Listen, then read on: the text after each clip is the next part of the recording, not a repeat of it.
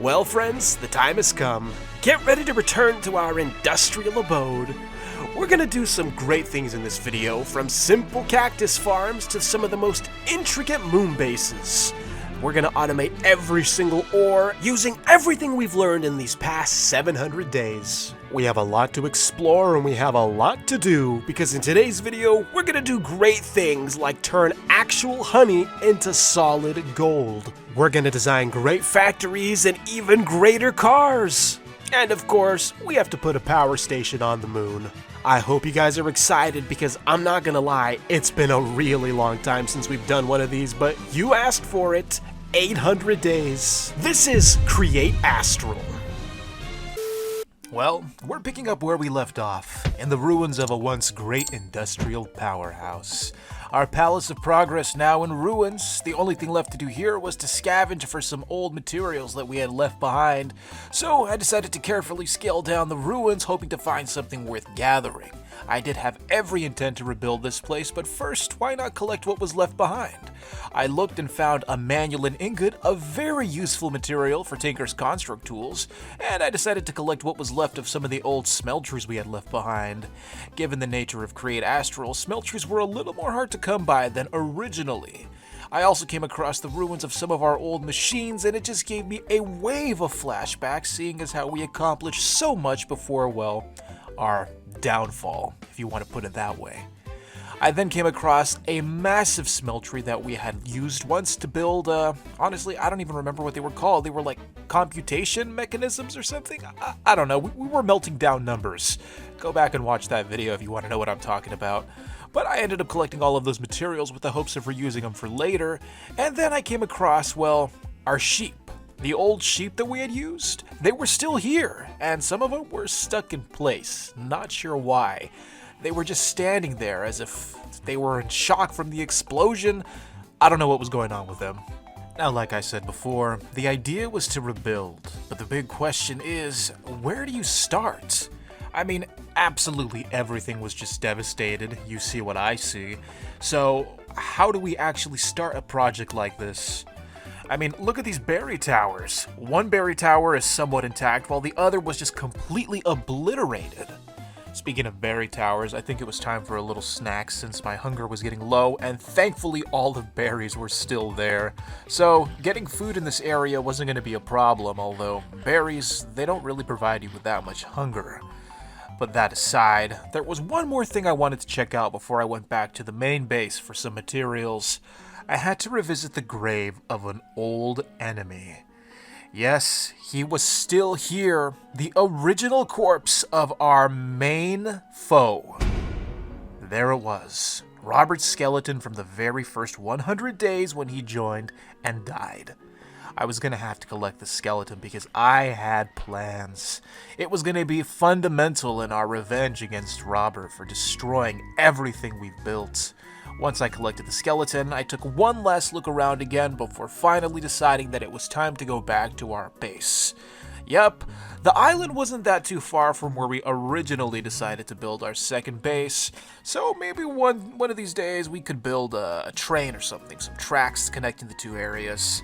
But until then, it was time to fly. I hopped into the gyrodyne, began pedaling, and eventually I flew out of there, hoping to see it again, at least with materials to rebuild it.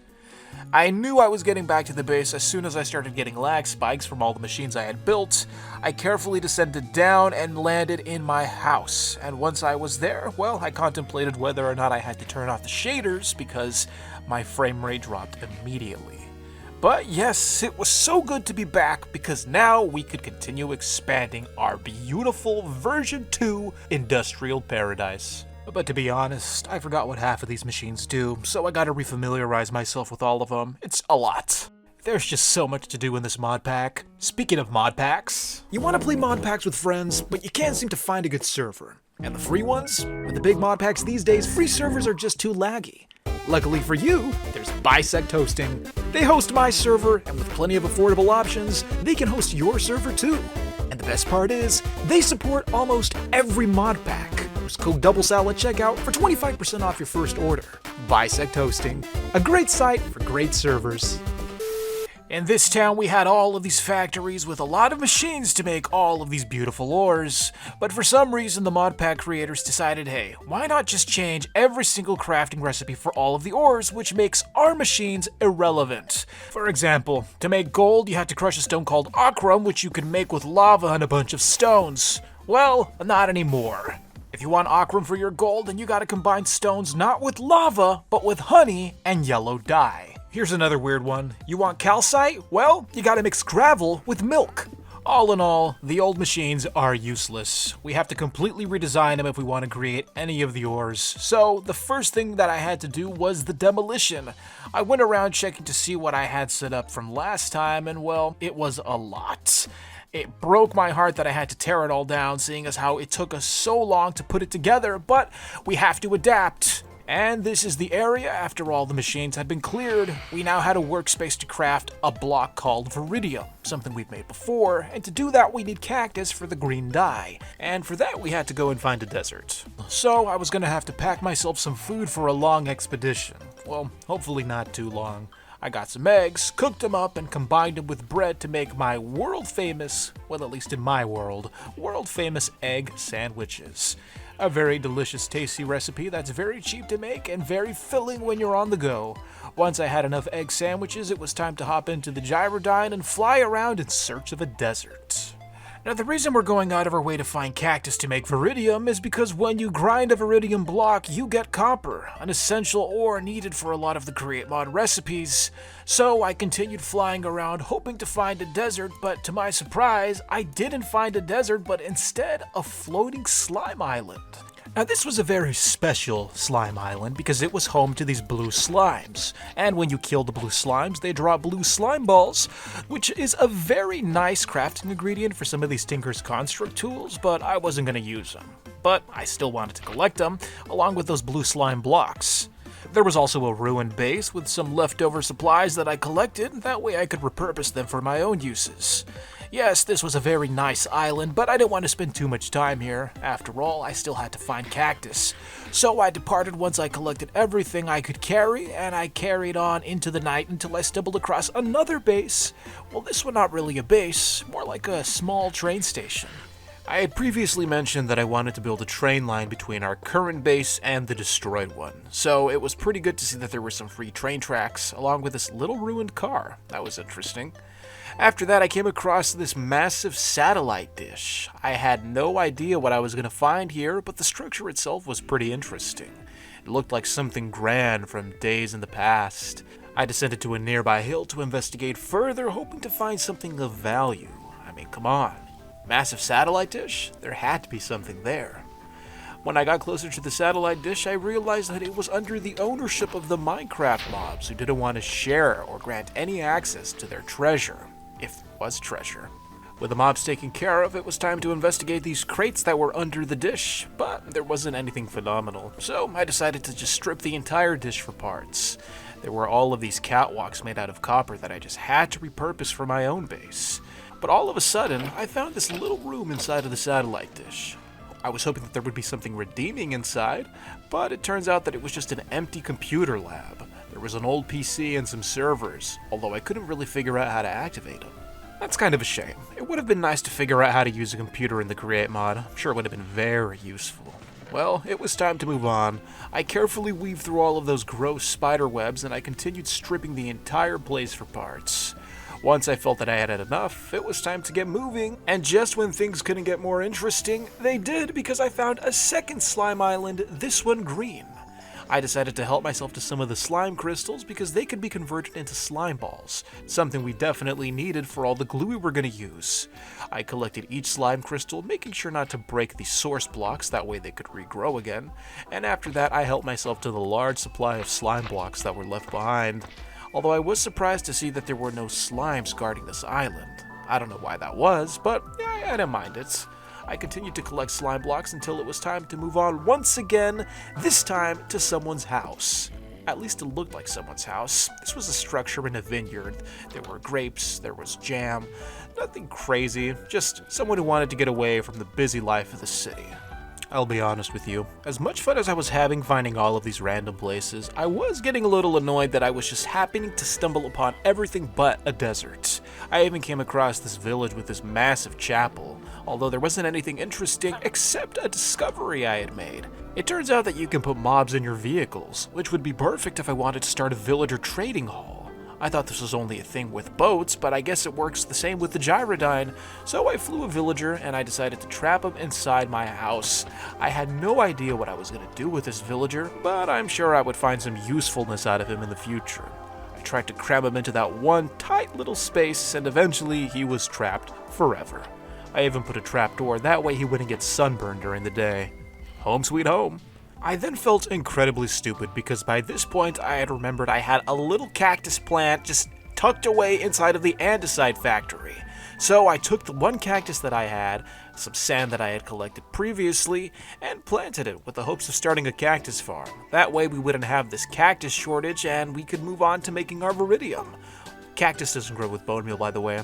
Just thought you should know, because I didn't. There were a lot of ores we had to cover here, but hopefully we could get started soon. The next task at hand was to actually get a cow. I was going to need a cow to make some ores because, like I showed you before, some of the ores require milk to actually make them. Now, if you want to ask me why that is, I have no idea. Maybe it's because milk contains calcium, and calcium is a mineral, and minerals help with the formation of, I don't know, elements? Something like that. You know what, this is Minecraft. We're not going to question the logic in the game where there are skeleton zombies and green pickles that explode. Anyways, I took the cow to the factory. I had to place him in this little pen I had made. Something small, something simple, just so he wouldn't escape. I kind of felt bad for him. He was going to go from beautiful green pastures to a life of working in a factory for little to no wages. But that's the way it is. It was time to check on the cactus, but I was bothered by this baby zombie who was wearing a pumpkin head because I recorded this during Minecraft's Halloween update. Once that was done, I collected another cow, that way our cow, the first one at least, could have a pal, but they were both going to be separated once the factories were built, so I guess they had to save for what time they had together. I placed a barrel there, that way we could breed them, because I was not making that trip all the way back to the pasture to harvest more cows. That was just taking up too much time. Speaking of taking too much time, the cactus wasn't growing, which meant we had to put our Veridium project on hold, but we could work on some andesite alloys. Our andesite alloy production line was also made irrelevant thanks to this Create Mod update, so we were going to have to rebuild all of that from the bottom up. Thankfully, making andesite's not that difficult. Why did that make cobblestone? This farm should have a 100% success rate of making andesite blocks. I guess they disabled that too. So yeah, we really have to start from the bottom up, which meant absolutely everything in our factory had to be demolished. I collected every single part until our factory was nothing more than a husk of its former self, took what previous andesite had already been generated and stored it in these compact blocks, which is a beautiful feature if you want to save some space. And now it was time to redesign everything. Where was I going to begin? Well, why not with a simple cobblestone generator? It seems like all great things start with a cobblestone generator. I set up some crushing wheels that were connected to my windmill. That way they could always be powered by clean air. That's right, we try to stay eco-friendly here in our industrial world, at least for now. With the crushing wheels running, it was time to pour the lava and the water. Unfortunately, I forgot how to make a cobblestone generator. Don't hold that against me. It was a simple mistake. I forgot the stair block to waterlog it. There we go. A cobblestone generator. See, I got it right the second time. I then attached a drill that would automatically break the blocks, and the idea was that the cobblestone would fall between the crushing wheels and turn into gravel. Now, what were we going to do with this gravel? A question for another time. Let's not get too ahead of ourselves, because we had to make something different. I had to go to my workshop to collect at least one block for my mechanical crafter. I incorporated it into the build, that way we could utilize it in the future. I attached a funnel, that way items could come in and out. Next, it was time to finally use the cow, which had started quite the family. You'll notice that there are way more cows now. I tied him up outside of the factory, that way he could wait there until I needed him for future use. I had to set up a whole pipe system, that way we could pump milk from the cow into the assembly line. I went back to the cow who was waiting patiently, gathered some milk, and used it to apply it onto the filter. That way only milk buckets could come out. Once that was done, I put some power down there with the windmill and everything began to move, including a deployer that would continuously milk the cow for all of eternity. With the setup now complete, it was time to get the cow and put it inside of its new forever home. I trapped him with some fences, and from there, everything went all according to plan. The milk was flowing, and now I had to add a way of storing the milk. That way we could accumulate as much as possible. So I added a fluid tank in the middle of the pipeline, that way we could store more milk. The milk that wasn't being stored in the tank was being pumped into a basin, and when combined with cobblestone and smushed together, you got limestone, one of the crucial ingredients to making andesite alloy. The next step was for the limestone to come out of its storage and go between the crushing wheels, where it would then be converted into tin. When the limestone gets crushed by the crushing wheels, there's also a small chance that it produces more than tin. It can also drop clay and limestone dust, some byproducts that we could use for other purposes. We were finally able to produce what was called a compound mixture. That compound mixture would eventually be converted into andesite alloys. It's basically the alloy but in liquid form. So, it's time for the grand tour. To make an andesite alloy, you first have to generate cobblestone and grind it up into gravel. Once the cobblestone is converted into gravel, it will move down the chutes into a storage until it's then moved out of the belt into a crafter. The crafter then converts it into andesite dust, to which the dust is then moving along the belt into another storage unit where it temporarily waits before it's moved into a basin. When the proper quantity enters the basin, the mechanical arm presses it into andesite blocks. Next, limestone. Once again, we have to get more cobblestone, but this time we turn to the cow, a crucial member of this factory line. The cow is milked, the milk is poured into a drain, and then pumped up the pipeline while the bucket circles around again. In a basin, the milk is combined with the cobblestone to form limestone, which is then transferred out of its storage unit onto a belt where it awaits crushing by the crushing wheels. When crushed, you can get clay, lime dust, or what we want, raw tin. The raw tin is then converted into tin ingots, but that's not the end for the tin ingots. They move further down the line where they're put into a crafter to become tin nuggets.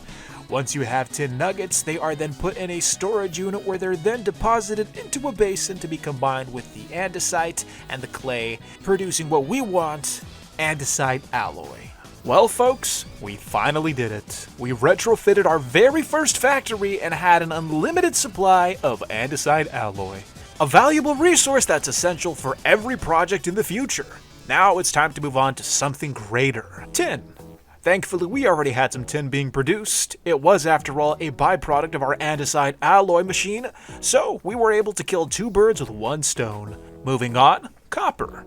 One of the more important resources, second to andesite alloy. We're going to check on our cactus farm here because, as you remember, the cactus is essential for copper production. And by this point, it looked like our cactus had grown, so we were going to be able to produce a much larger quantity, and honestly, I think we were going to utilize this cactus more than I had originally planned. I wanted as much to grow as possible because I planned on making this really massive cactus farm. Now, just a reminder, the reason we need cactus is because we need the green dye to make lime dye, and the reason we need lime dye is because it's one of the products to make slime balls. Why do we need slime balls? Well, we'll get to that eventually. After clearing some space and moving some storage crates, I began pouring water that would act as the base of my cactus farm. I was going to use the old style vanilla cactus farm. I mean, we could do a create mod farm, but you know what? If this works, why change it? It's simple, it costs less materials, and honestly, I don't want to spend the time figuring out a contraption for something that already exists. So I began planting the cactus, and I tried to duplicate the cactus farm as best I could. To be honest, this is the first time I've actually built one of these. A simple funnel at the bottom, that way our items could move down into a chest. And once that was done, I built a little frame around the cactus. That way we just wouldn't have this ugly floating eyesore right in the middle of our base. Now, for this design, I was kind of going for something that resembled a modern skyscraper. You know, with the gray materials and then the glass panels there. But I wasn't really satisfied with the way it looked. It just looked off to me for some reason. So I decided to slope the corners a little bit and add some spires at the top to make it a little more futuristic, maybe something space age. Once that was done, I had to clear out the basement level of the tower because we were about to do a complete overhaul of this entire area. I needed plenty of space and lots of materials because now it was time to produce the copper factory. And as you can see, the cactus farm was producing lots of cactus by this point, so we weren't going to have to worry about that anymore. The next step was to add lava, which was going to heat the cactus up and convert it into green dye, a water wheel to provide it some power, and like that, we were producing green dye automatically. Now it was time to move on to the next step, moving the green dye from point A to point B. Now, the green dye had to be split off into two separate directions. One that would go into the storage crate right here, and another that would be mixed with this bone meal. The two dyes would come together in a basin and be mixed together to make the lime dye. The only way for this to happen, though, was if we provided power to the mixer. So I did just that. With one belt, the mixer came to life, and now the lime dye was being made. Although there was another ingredient that we were missing to make our slime ball, that being a dough ball. That's right, and to get a dough ball we had to harvest wheat from our wheat field, which was right outside our factory. How convenient. Although this was going to require a lot of work to connect the wheat field to the rest of our machines underground in the basement. So it was time to set up a very convoluted system of belts and chutes, that way we could convert the wheat into flour, and then from flour we would convert it into a dough ball.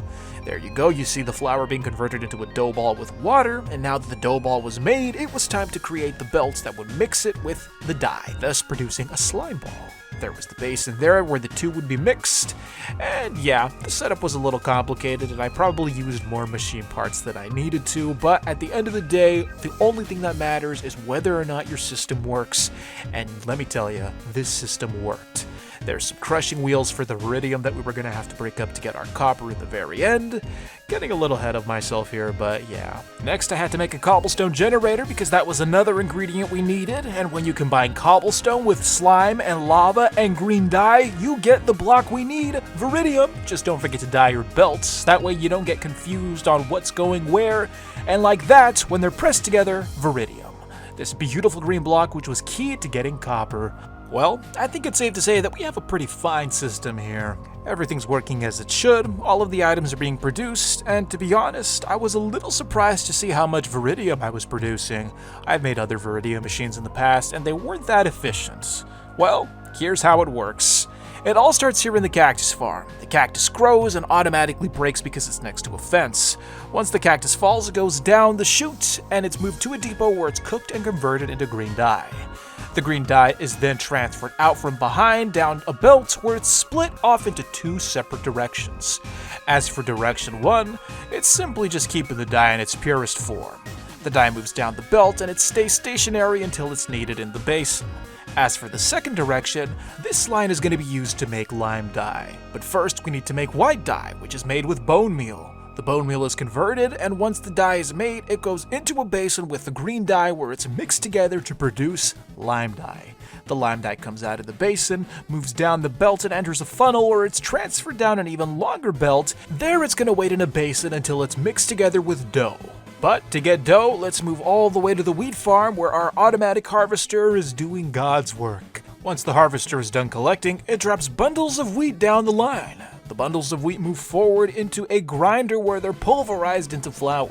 The flour is then transferred out of its storage and over a fan where it's converted into a dough ball. And then after that, the dough ball only has one more destination, that being a basin where it's met with a lime dye and it's mixed together to make a slime ball. With the slime ball now set, all we need is cobblestone. That's pretty simple. All the ingredients mixed together, and like that you have Veridium. But we still have one more step, as you may be well aware. We have to grind the Veridium up to make copper. Look at it, all of the machines moving in perfect harmony. I added some crushing wheels, gave them some power, and now all I had to do was make a sorting system, because when you crush Veridium, there's a small chance it could drop some sand and other impurities which we want to filter out. All we want at the end of the day is pure, clean copper. I set everything up accordingly, and then I decided to build a little staircase because there wasn't really a great way of accessing this level. With the simple staircase, we were going to have easy access to all of our machines as well as our copper. Now, while I enjoy building the machines, I have to admit that I'm terrible about connecting everything together. So hopefully the staircase, although minor, was going to make my life a whole lot easier. There it is, the Veridium's coming out of its storage system, going between the crushing wheels, and now all of the items being sorted together. I think it was safe to say that this machine was a resounding success. The copper would then be sent up to the very first level where we could access it easily, and here's me trying to figure out a nice design so that we could have a little copper hub, a nice place to collect it. Now that that was done, it was time to move on to the next ore, gold. Who doesn't love gold? For that, we have to make ochrum, or ochrum, however you want to say it. I have no idea, but we need honey, dye, dripstone, and cobblestone. Press them together, you get ochrum.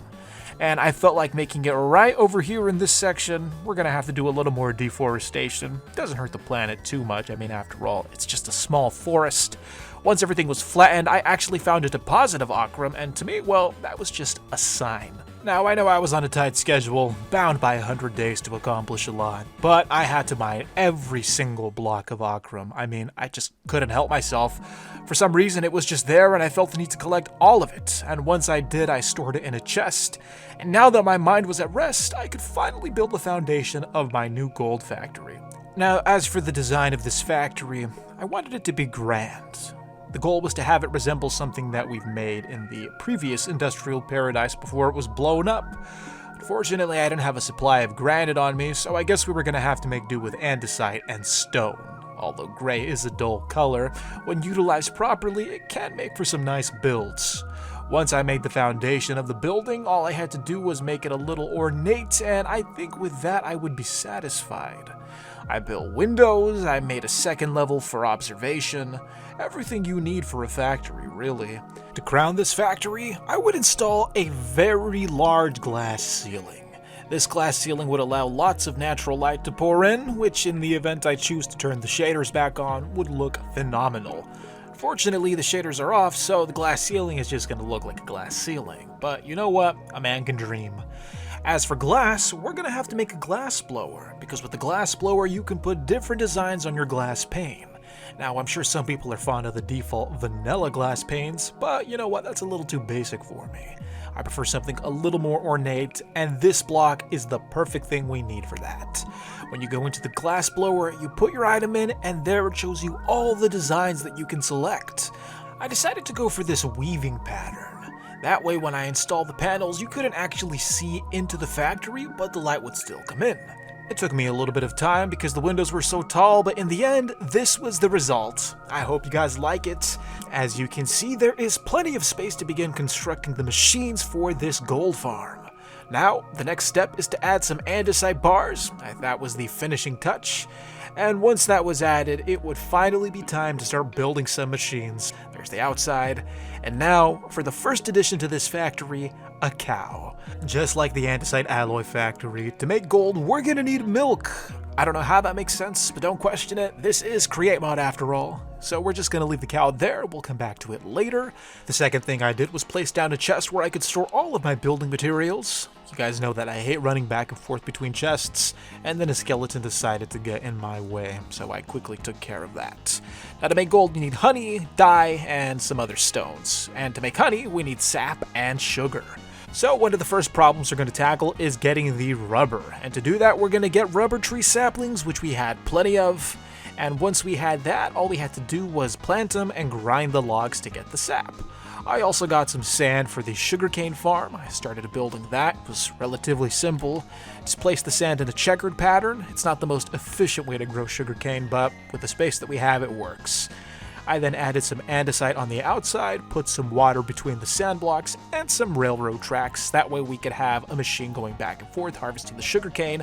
I built the same thing for the sap farm, but instead of harvesters, I used saws instead to cut the rubber trees down. Lastly, a fluid tank so that we could collect all the honey once it was created. And this is the belt setup where all of the items are going to go before they're processed. And now it was simply a matter of testing the machines before we actually planted the sugarcane and the saplings. I gave it a push, and like that, the rubber tree harvester was alive. Now that we had that thing cycling back and forth, we had to wait for the saplings to grow. In the meantime, I had to provide power to the crushing wheels along with all of the belt systems, and thankfully we had a power station right next door. Now, in order for me to power our factory, we were going to have to make a connection between the gold factory and the power station. To do that, I dug a tunnel that linked the two buildings, and then from there I was going to run a shaft down all the way through the tunnel, right up to the power station where it could be connected to the motors. I found this to be a very simple yet effective way of powering your factory. Prior to this, we were having to construct a steam engine for every single machine that we built. Now we have a centralized power station which brought all of our machines to life, and the best part was, the stress capacity was extremely high. We could run multiple machines at a time without having to worry about them stopping in their tracks. I planted sugarcane, which was then going to be harvested by the automatic harvester I constructed earlier. All I had to do was give it a push, make sure to lock the rotation, never forget, and make sure your contraption is properly glued together or that happens. Once I had it all glued together, it was time for round 2. I gave it a push again, and this time, well, there you go. With the machine now working, it was time to open up the funnels. That way anything that was collected could pass through, like the sugarcane. The sugarcane was going through and it was being crushed and mixed into honey. Now all I had to do was open the gate for the logs, that way they could be pulverized into sap. Once I opened the gate up, stacks of logs came out, going down the belt in between the crushing wheels. They'd be pulverized and in went logs, out came sap. The sap went into the basin where it'd be mixed with the sugar, and the result would be honey. We were one step closer to producing gold.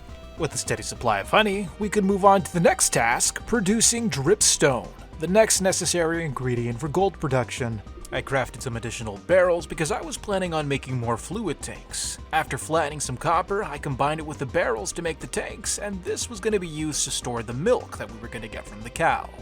Now, the reason we needed milk was because we had to craft calcite, and the only way to get calcite is if you combine gravel and milk together. I created a pipe system, that way once the cow was milked, the bucket could circle around and it could go into the drain, pouring all the milk in the machine. Once the machine was built, I had to grab the cow by the lead and tie it to a fence post. I put the bucket into the system, and like that, the deployer was milking the cow, and now we had an automatic milk source. Our machine was really coming together, but we were halfway through. The next task was to produce a cobblestone generator along with a system of belts that would transfer the blocks to a basin where they'd be combined with the milk to make calcite. I created a pipe system that would transfer the milk from point A to point B, that being the basin. There it would fill until the gravel entered the system. Then I added some catwalks to cover the pipes which were coming out of the floor, and lastly I provided the entire system power. The crushing wheels were up and running, ready to convert that cobblestone. Milk was flowing all the way across the factory to the other half while cobblestone was being broken by drills. Once it was pulverized into gravel, like I said before, it would go into the basin through that funnel there, be combined with the milk which was pumping from the cow, and now we were producing calcite. A steady source that was stored in a storage unit until it was needed for later. It would then be converted into dripstone, and that would be done via fan. It would wash the stone with water, converting calcite into the dripstone block we needed.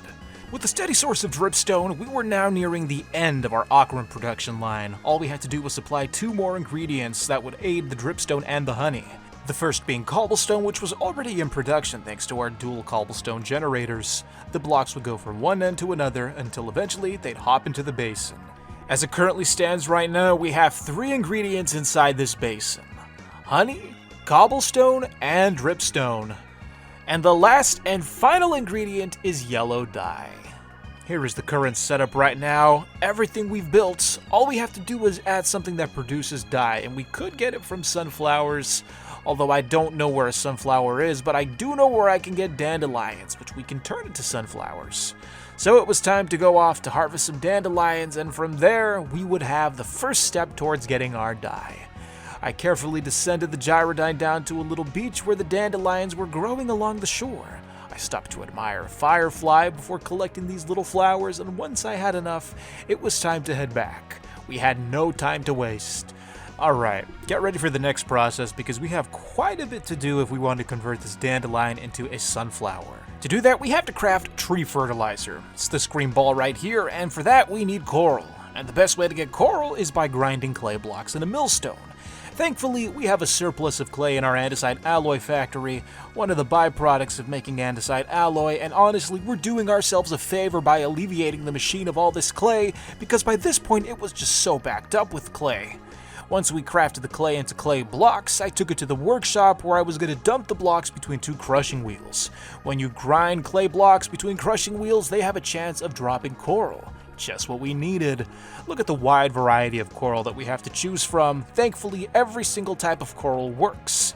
Lastly, there were 2 more ingredients, that being a bucket of shimmer, which we collected in a previous video, as well as some bone meal, which I would collect for my skeleton grinder. Thankfully, we had the skeleton grinder here producing all the bone meal we needed, because it turns out that it's actually very useful and very common in these Create Mod crafting recipes. Once I had everything together, I crafted myself the tree fertilizer, mixed it in with the bucket of shimmer and the dandelion, and like that, it grew into a sunflower. Now that we had a sunflower, we could grow as many as we needed as long as we had the proper amount of bone meal. After planting the sunflower in the factory, I began to spam click it with bone meal to produce as many sunflowers as I could. I began crafting it into dye, and then I spammed the flower again. In the end, I was left with a few stacks of yellow dye, the last ingredient we needed for our ochrum, and like that, it began producing the block. Ochrum, the one block that can produce gold. Now, to be honest, the system was a little janky with the cobblestone blocks flying off the belt like that, so I wanted to refine it a little further by just having them go into the basin directly. I created some extra belts, added some funnels, that way the cobblestone could smoothly glide all the way to its final destination, without having to fly over some air.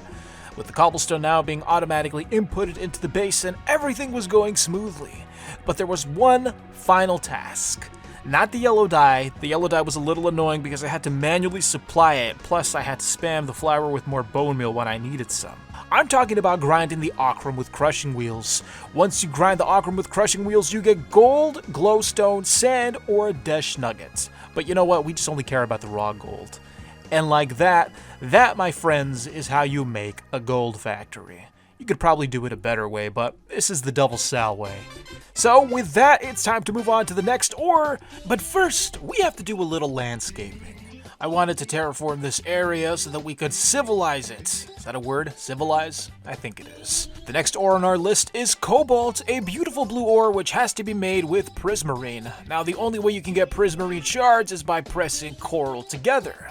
Unfortunately, we don't have a source of coral yet, but we do know where it comes from. So that's what we're going to work on today. But first, we're going to do a little trial run just to see how this is going to go. I threw some coral in a basin, and then it was immediately pressed and converted into prismarine shards. Once I had the prismarine shards, I knew exactly how I wanted this machine to function. But first, we had to build another factory. This one was going to be taller and larger than the previous one. Honestly, it didn't have to be, but you know what? Go big or go home. We're always looking to advance our interests, even in architecture. So once again, our buildings were rising from the ground just like they did before in the old world. Slowly but surely, the skyscraper was beginning to take shape. It took a few Minecraft days to construct this thing, not because I had to take time to collect the materials. I mean, we could easily generate those.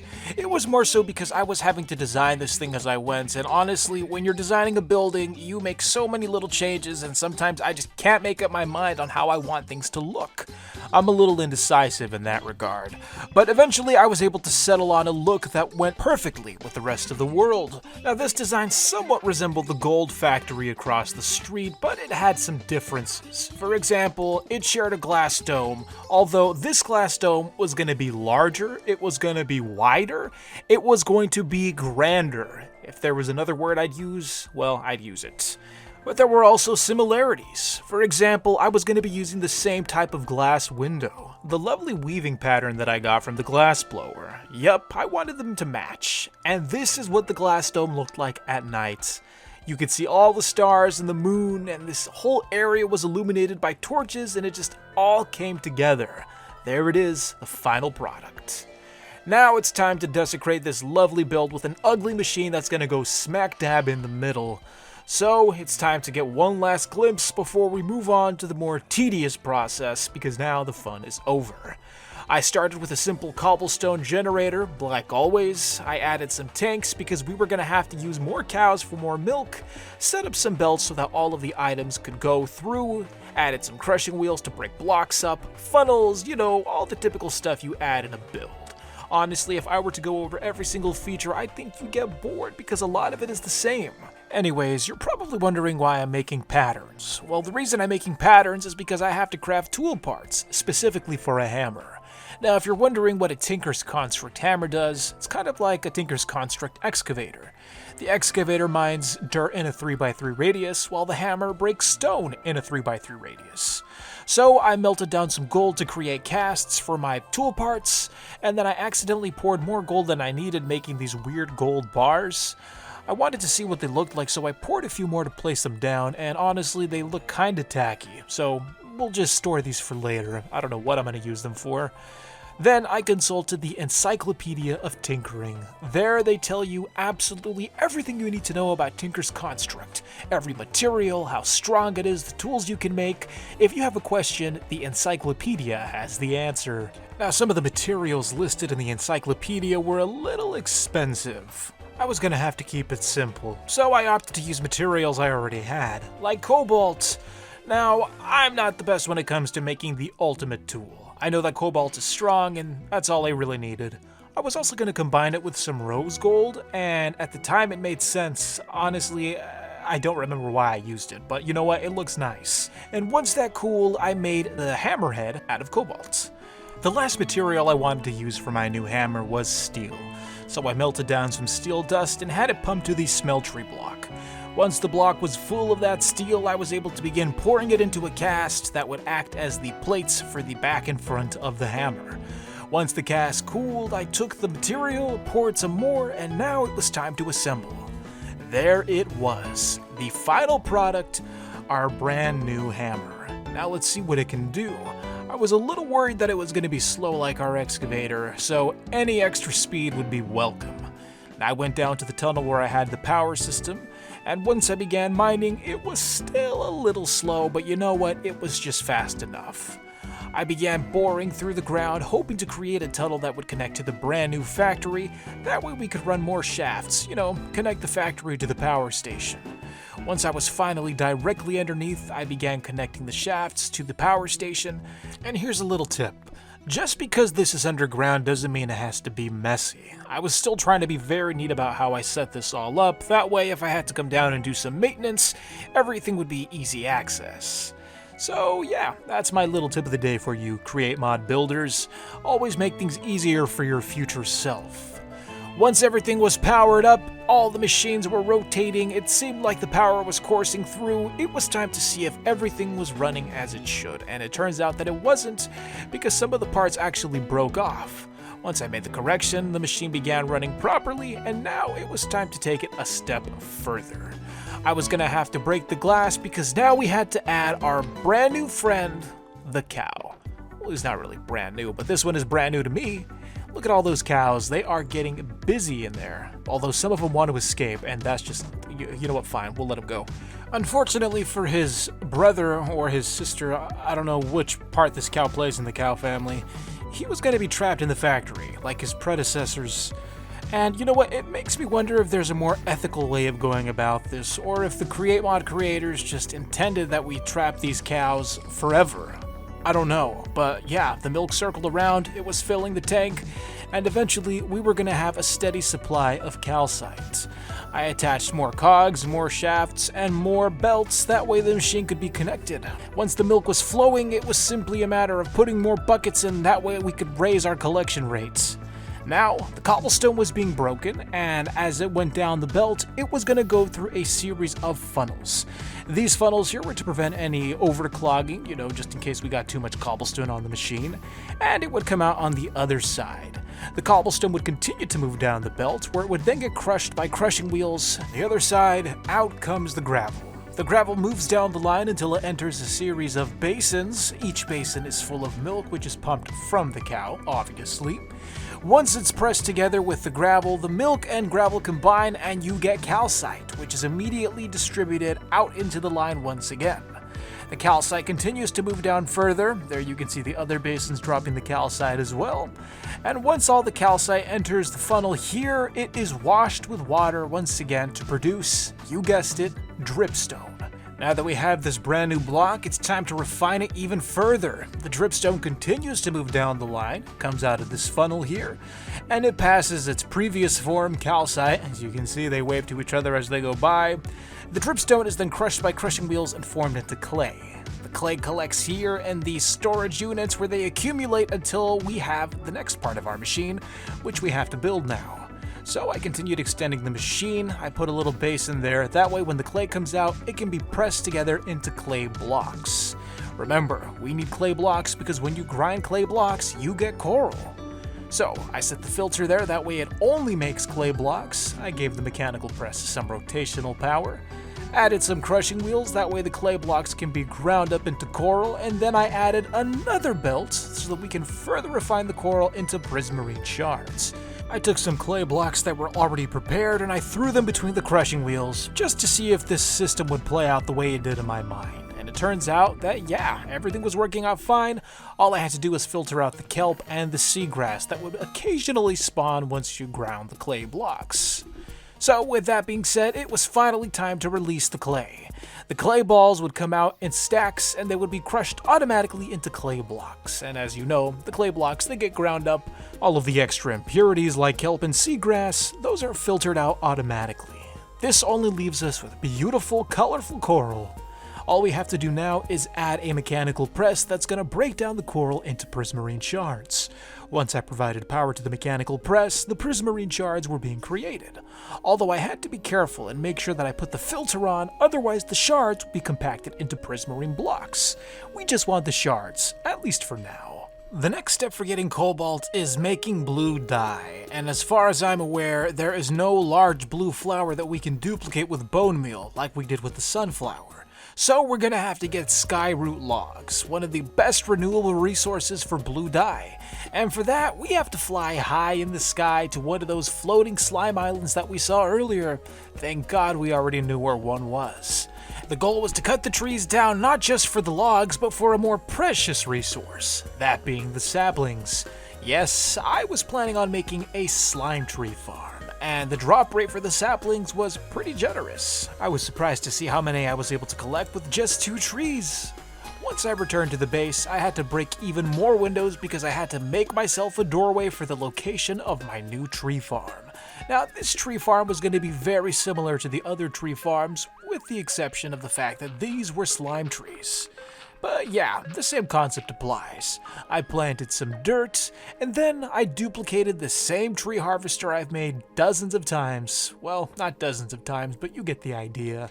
After gluing the whole thing together, I gave each of the deployers their own saplings. That way they had something to plant. Next, I got a minecart, placed it down under the cart assembler, and gave the machine a push, hoping that it would work in the first go. And everything seemed right until the machine started to spin. That's when I realized I made the mistake of not locking the rotation. This is why I always tell you to lock the rotation, because if you don't, your machine spins around like that. So if you want to keep your machine from, well, killing you the way it killed me, make sure to lock your cart rotation. I had to go down there and collect my stuff, probably the most humiliating thing I've had to do in this whole playthrough. I was a man killed by his own creation. But you know what? I guess that cliche is a tale as old as time. I then had to deal with these annoying skeletons who were this close to killing me. I had to fall back, eat myself an egg sandwich. This time they didn't stand a chance. Come on, that's the power of an egg sandwich. I then locked the cart rotation this time, and guess what? It still didn't work. I had a couple of theories as to why it didn't work, and it turns out that the main reason the saplings weren't being planted was because they weren't compatible with regular dirt.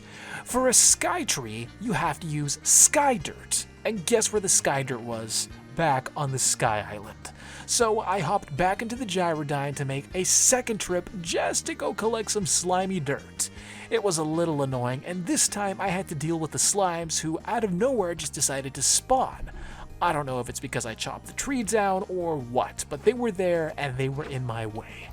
So once I dealt with these gross blue slimes, they're not even the green ones that are useful, I then began collecting as much sky slime grass as I could. After that, it was back to the tree farm where I had to break up lots of the vanilla dirt with my excavator. Thank God for the excavator though, it makes life easier.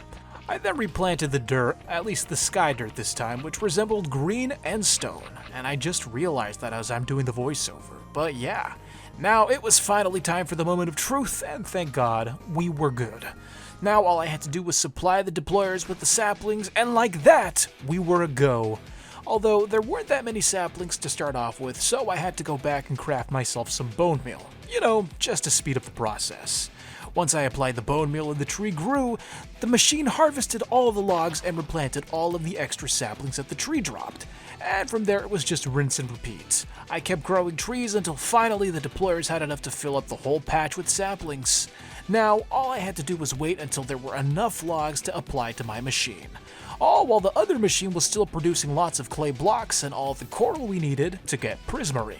The coral was still continuing to be produced. It would enter a chest, come out the other side through a funnel, and enter a basin. And as we know, once the coral gets pressed by the mechanical press, wow, that's repetitive, it becomes a prismarine shard, which was being stored in a crude storage unit. The shard is then converted into a block, which comes out of the basin on the other side, and at last, it comes to the end of its journey by entering one last basin. As for the blue dye, let's go back to the tree farm where the logs are now being produced and sorted on our machine. Logs come out, they go down the line, and then they meet their end at a mechanical press where they're smushed together to leave blue dye. And now for the final ingredient, kelp. Thankfully we already had a kelp farm. The only downside is like the yellow dye, I had to manually supply the machine with the kelp. But once I did that, we were producing a block called azurine. This is basically the Cobalt version of Veridium. We have to grind the azurine with crushing wheels if we want to get the Cobalt ore. So the last thing to do was to set up these grinders, and once that was complete, it was time to release the stones. Well, actually there was one more thing I had to do. Set up the filters. You know, sometimes when you grind these blocks they release these impurities. Some of them are pretty good though, like lapis. So yeah, not only were we producing cobalt, but we were automating lapis as well. Now that we had automated cobalt, it seemed like we had mastered more than half of the ores available to automate. Now it was time for a little side quest. I wanted to automate some silver, and the beauty of automating silver is that we already had the setup to do it. All that lime dust that our andesite alloy machine was producing, well, when you wash it with water, it produces silver nuggets and sometimes a silver ore. And we had a lot of lime dust that was just clogging our machine, so we had to do something with it. Why not use it to produce silver? So it was time to make a small setup on the side of our andesite alloy factory. All I had to do was set up a few chutes and funnels, and once all of that stuff started flowing down, I had to release it, have it washed by water, and once it was washed with water, there was a small chance, and I mean like a 12% chance to generate silver nuggets. But we had so much of the limestone dust that it was almost guaranteed to produce some silver. And now that that's complete, we can move on to something more interesting. We're going back to the moon. Reason being, we have to automate one more ore, and I genuinely want to automate it on the moon because it's going to be a whole lot easier. That's right, we have to automate zinc. But to do that, we first have to get some oxygen in our spacesuit, and now it was time to return to the moon. Now, I'll be frank with you. I think we've really neglected the moon. I mean, we're a few hundred days in already, in the series at least, and we have yet to actually make the moon habitable. So, I think the first task at hand is to actually fill this dome with oxygen. I don't know why it's taken us so long to do that, but we're gonna solve it today, I promise you that. So the first thing I had to do was collect some iron because I was gonna make myself some doors. Some airtight doors, that way the oxygen couldn't escape once we filled the dome with the stuff. And once I made the sliding doors, I had to stop and admire the cool opening animation. I mean, come on, that's pretty neat. It's so futuristic and space age, everything you'd expect from a moon base. Once I opened the doors a few times, I decided it was time to stop messing around and make myself an oxygen distributor. To do that, I had to craft all of these complicated components. Well, they're not really that complicated, but you do have to make a lot of stuff. The block was glitching, but yes, the ore was being flattened by a mechanical press. Once I got my sheets, it was time to craft some oxygen tanks, because after all, this is an oxygen distributor, and you have to have the oxygen stored somewhere. Once the tanks were complete, I crafted a fan to help with some ventilation, and after that it was just a matter of crafting every other component one by one. I also had to craft some electron tubes and all of those nice functional components. To make an oxygen loader, you also need a smart fluid pipe as well as some barrels. The reason you need barrels is because you have to make a tank. That way you can store the oxygen. And once the tank is crafted, you basically combine all of the neat ingredients together, the fan, the tank, the fluid pipes, the sheets.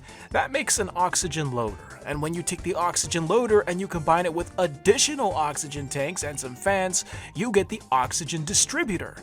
Now, the oxygen distributor is actually different from the loader because this one actually pumps air out into the world, unlike the oxygen loader, which can only put it in your spacesuit. Now, while the oxygen distributor does pump the air out, it doesn't make the air. We still have to use this massive setup that we used for the oxygen loader. And once you connect it, oxygen flows in, and then you have to power it so that it can flow out. I broke the block, but the machine kept pumping out oxygen, which resulted in this odd phenomenon. It's like a water block, but made out of oxygen. Anyways, I dismantled the entire electrolyzer, that's the name for the oxygen-making machine, because I was gonna have to relocate it to the moon. I collected everything, including the pipes and the cogs and everything that made it function, and once I was back on the moon, the first thing I had to do was place down the door. You see, if you make oxygen without a door, then all of the air is just gonna flow out. You're wasting your time. We had to make a nice tight seal, that way that wouldn't happen. Now, the only reason I'm making this extension is because you may have noticed when I placed the door down, it was 3 blocks wide while our entrance was only 2 blocks wide. So yeah, that's why I did that. I ended up having to replace the blocks later on, you don't see it, but for now, wood planks are gonna get the job done. Now that we had an airtight seal, there was one thing left to do: make oxygen. The only problem is that to make the electrolyzer work, we have to have a water wheel running, and, well, we can't have a water wheel running when the water freezes on the moon. And we can't have the water unfreeze unless we have oxygen, and we can't have oxygen unless we have water. So, yeah, we're in a situation here. I was gonna have to improvise, and the way to do that was by making oxygen on Earth. I then set up this little rig here with oxygen tanks and pumps, and basically I was gonna pour the oxygen into the drain, have it pumped into the tank, and then from the tank I was gonna have it pumped into the oxygen distributor. You'll see how it works right now. Here's me filling the tank with oxygen, and here's me transferring the oxygen into the oxygen distributor. Once the oxygen was transferred through, all I had to do now was power the block itself, and that way it would flow oxygen out. This was basically a way of jump-starting the whole thing, but to do that I needed a solar panel. It was the best way to get power, at least under these current circumstances, and for that I had to make a few things. It wasn't stuff that we hadn't made before. For example, I already had some of these redstone chips. All I had to do was upgrade them. So I did just that. But for this to work, I was gonna need more cobalt. Thankfully, we had a cobalt factory right next door. Let's see how much it's produced. 400? Over 400? That's pretty good. So it looks like we weren't gonna have to worry about a cobalt shortage for a while. That was melted down, and the next step was to replace all of these iron nuggets with electrum nuggets. Yeah, these iron nuggets were left over from whatever we crafted last time, so I had to swap them out. I was gonna have to make more electrum, and to do that I had to combine gold and silver. So I took some gold ore, smelted it into gold ingots, and then I went to the laboratory where I had all the gear to make the electrum. Or so I thought. I ended up going through every single machine hoping to find the right one, and it turns out that of all the machines I had, the one that I needed was gone. Well, not gone, it wasn't there, I didn't make it yet. So I was gonna have to make a whole nother machine, and thankfully it didn't take that long and it wasn't that expensive. Once the machine was made, I hooked it up to the power, and like that it was time to make some electrum ingots. All it basically does is smelt them together, melts them down like a smeltery, but this one was run with electricity, and I think you get a little more electrum by doing it this way. Now that I had my ingots in hand, it was time to convert them into electrum nuggets. And I was gonna need a lot, because in order to make this chip, you have to refine it like 30 times. Not an exaggeration either, look it up. Anyways, this chip is going to circle around, like I said, about 30 times, and when we come back, it's going to be converted into what's called a navigation mechanism. So while we're waiting for that, let's move on to something else. We have to make the rest of the pieces for the solar panel, like this blue glass.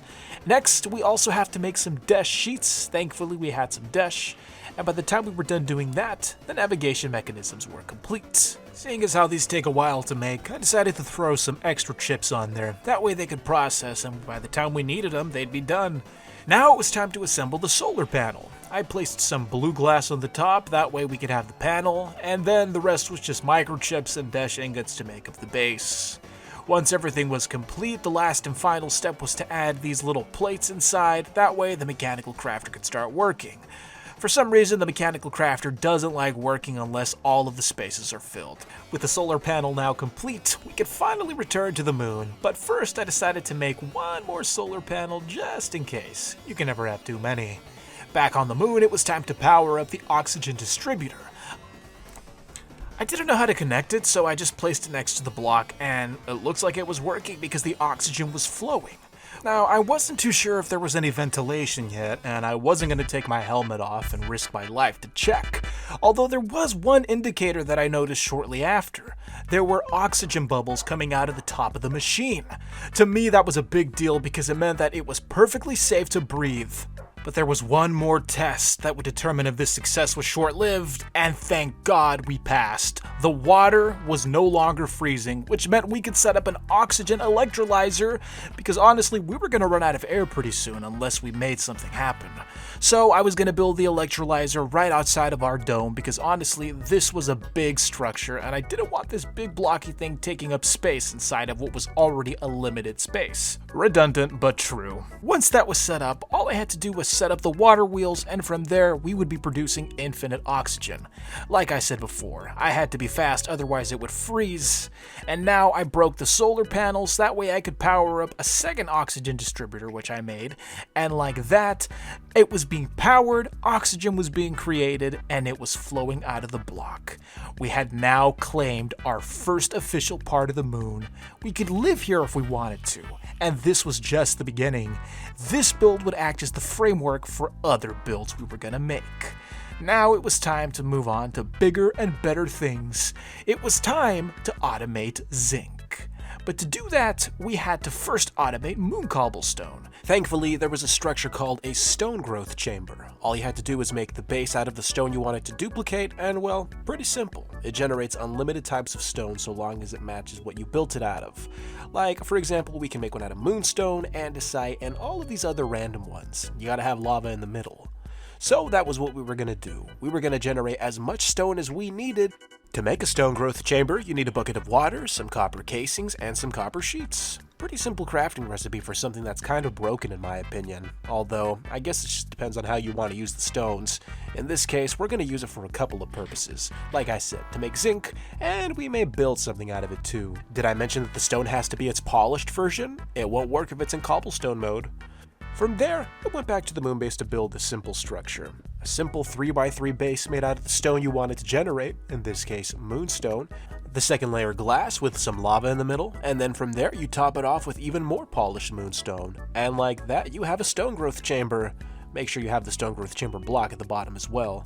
And as you can see, it is generating a ton of stone, and it's going to keep doing that until it gets full. Thankfully, I put a storage unit, that way it could just take all of the stone being generated.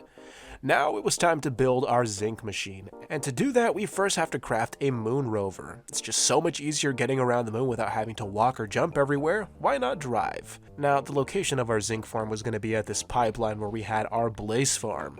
Reason being is because you need blaze blood to actually make zinc. So it was going to have to be a giant tunnel all the way over there, because honestly, if I was driving on the lunar surface, I was going to get assaulted by all of the enemies. Once I made the tunnel, I added some lights overhead, that way I could prevent enemies from spawning, and it still didn't help. I was still getting attacked, so you know what, maybe we could probably work on the lighting a little better. These things are extremely annoying and extremely strong if you actually ignore them. And then to make things worse, endermites were attacking me when I respawned in the overworld. I don't know how these things got there, but they were there, and these things are pests. I put on my backup spacesuit because I had to go get my stuff, and I carefully entered the moon only to be assaulted by even more endermites. This time I had to put them down for good. Once the endermites were erased from the moon, it was time to go back into the tunnel to face my enemy, the man who put me to death. And once he was killed, I got all of my stuff back, although there was a little surplus because my inventory was full. And here it is, the end of the line where we're going to build our zinc factory. Right in front of us is the pipeline where the blaze spawner is, and now we have to build a safe tunnel, that way we don't get killed by mobs again like we just did. But first I had to do a little terraforming around our immediate moon base. Okay, I didn't have to do this, but I did feel like our presence on the moon was lacking. I mean, up until now we had only built this little bubble, so why not build something extra? You know, just to say you did. I even added some lights, that way it could be safer when I come outside of the moon base doors. And it's these little touches that make the moon feel like home. Now we had to design a tunnel that would get us from point A to point B. This tunnel had to be big enough to accommodate for our moon rover, but first, let's make a moon rover. The first step was to process some steel, which I could do by mixing iron and dust together. This was going to be coal dust, which I thought I could process in a millstone, but unfortunately it only came out as black dye. It's just not what we needed. So we were going to have to process the coal another way. I went to the grinder to take the coal and grind it up into the coal dust that we needed. It took some time, and I'm talking about a lot of time, and eventually I had enough just to get started. Once I had the dust, I threw it into a basin, but the only way for this to work is if you actually fuel the basin with some logs. Thankfully there were some logs nearby, so I grabbed some, and after that I fed the very hungry blaze burner. Once he was hot, the mixer began working, and from there we created ourselves some steel dust. And from there it poured out into the basin to make a steel block. And now that we had a steel block, I was one step closer to making my lunar vehicle. I decided to organize all of the materials I needed in the corner of a chest, that way it could be easier to track what else I needed. It would match the crafting recipe 1-to-1, so all I needed now was the wheels, along with the engine. Now making the wheels was going to be super easy. We already had some of the materials like black dye, but the engine, that was going to be a little more tricky. I had to make a fan along with some desk sheets and a box, and eventually the engine was made, although it was a little more expensive than I would have liked. After that I made some steel sheets, that way we can make our wheels, and then from there you would take the steel sheets and surround them with black dye. There's me making 2 for 2 wheels. And there you go, that is how you make a proper tire and add Astral. Now that we had our crafting recipe now complete, it was time to transfer all of the components to the crafting table. From there we combined them to make our tier 1 rover. That's right, you can upgrade these things. And there it is. Look at that beautifully designed rover. Shout out to the Modpack creators, or not the Modpack creators, the mod makers. They designed a fine vehicle which I couldn't admire because I was being harassed by pillagers. Pillagers who were carrying rifles. I had never seen these types of rifles before, and honestly, they looked pretty cool, but not as cool as this. Now, I checked the rifle out a little more, and it turns out it was just a retextured crossbow, but it was still super interesting to have, so I was gonna hang on to it for a while. You can never go wrong with a rifle. And what better irony than using your enemy's weapon against them? There were still some pillagers out there, and they had to be dealt with immediately. These guys were just extremely obnoxious, and they were obviously enemies of progress. There was still one more, and I decided to save the ammunition and just use an axe instead. With the illagers now no more, it was time to move on. I made myself some torches along with some sheets because I was going to make cage lamps. Now cage lamps are very useful to have on the moon because if you place a torch on the moon, it's gonna burn out. You know, no oxygen equals no fire, which equals no light. Cage lamps were an exception to that rule. You could place them, click them, and they'd emit lights. We were gonna illuminate that tunnel, but first we had to take this rover for a test drive, and that's when I discovered a cruel truth. Well, honestly, I don't know what I was expecting, but it turns out that the rovers, they need fuel. Now, I kinda had an idea of how I was gonna make fuel. I mean, after all, we did make rocket fuel before, but then I got extremely lucky. While I was harvesting moon cobblestone, I came across this wandering trader, and he had the exact fuel I needed. Although I didn't have any emeralds on me, so I had to hatch a quick plan. If I was gonna come back and trade this wandering trader for fuel, I had to trap him in a box. I would seal him in with some cobblestone, that way when I returned with the proper funds, he would be there. I then rushed back to the copper factory where I knew one of the outputs was going to be emeralds. You know, those impurities that usually come out when you grind blocks? Emeralds were one of them. So I got as many emeralds emeralds as I needed, and then from there I traded to my heart's content. And this is actually the first time I use a wandering trader. Usually they trade garbage, but this one was actually useful. I then decided to spruce up his little cage because I was going to keep him there until I needed more fuel. Now the tricky part. How do I actually get the fuel to go in the vehicle? Well, I'll tell you one thing. It cost me 1 bucket of fuel, but you know what? Trial and error. All you have to do is shift and click the vehicle. After that, you just dump the buckets in and you fuel it up. There was even storage so that you could transfer multiple items in there. That was going to be very useful when we wanted to transfer blocks for our new build project. Now it was time to see if I had what it took to actually drive one of these things. All I had to do was drive in a straight line, and even that was difficult. It was very hard to keep it going straight because it would always pull to one direction. Though there was no denying that this thing was pretty fast, and eventually I got to the end of the tunnel in what felt like a few seconds. Probably because it was a few seconds. Now all I had to figure out was how to turn this thing around so that I could go back the way I came, and honestly, I couldn't reverse because the tunnel was just too narrow. So I was gonna have to expand the tunnel, but not before taking it for a little joyride on the moon's surface. And this thing was fun to drive, although like I said, it was a little hard to control. Eventually, I took it to the main area where we were gonna have our zinc factory. This whole pipeline setup, it was all gonna have to go, but we weren't gonna worry about that just yet. I was gonna have to do a whole lot of terraforming. It's a good thing I brought my Tinker's Construct excavator. I even placed some blocks down, that way we could flatten the terrain. And then from there, it was time to demolish the entire pipeline. I even expanded the tunnel. It took a whole lot of time and a whole lot of digging, but it was complete. The tunnel was wide enough for me to actually drive the vehicle through properly. Now it was time to actually customize the tunnel because it just looked like we had cut a huge slice out of the moon. We were gonna have this nice design with some glass ceilings, some beautifully paneled walls. I wanted to mix the past with the future, and I think this design was able to accomplish that, although some of the residents were dissatisfied with what I had done to their home, but oh well, progress. I had to mine in some of the walls to actually make space for the tunnel design. That way the schematic cannons could have no problem in constructing the whole thing. Did you actually think I was going to build this entire tunnel by hand? Of course not. We live off of automation, and the schematic cannons are no exception. With the few schematic cannons, I was able to accomplish in a few days what would take me a month to do by hand. And now for the beauty of the cage lamps. Remember those? We're going to illuminate this whole pathway, that way mobs won't be a problem. From there, I began constructing what would be the first building of our new moon base, but I decided to leave it alone when I realized that the construction zone wasn't that safe. There were so many enemies who wanted to stop what was coming, but you know what? We believe in adapting. So instead of building our moon base at the beginning, we were going to have to build it at the end of the tunnel, right by the pipeline. And you know what? It makes more sense seeing as how we're going to build our factory there. We may as well have a nice covering for it, that way it's not exposed to all of the enemies who would seek to destroy it. So I began by building some simple arches, just a nice outline to see what the shape of the building would actually look like. And once the arches were complete, it was time to design a ceiling. And you know what, keeping true to the tunnel design, I was going to have to add a glass ceiling as well, with the same glass blocks and all that. And honestly, I love the idea of a glass ceiling because we can see the earth right through the ceiling. You're going to see what I mean right now, but once this whole shell was designed, all I had to do was copy it with a blueprint and have the schematic cannons build the rest.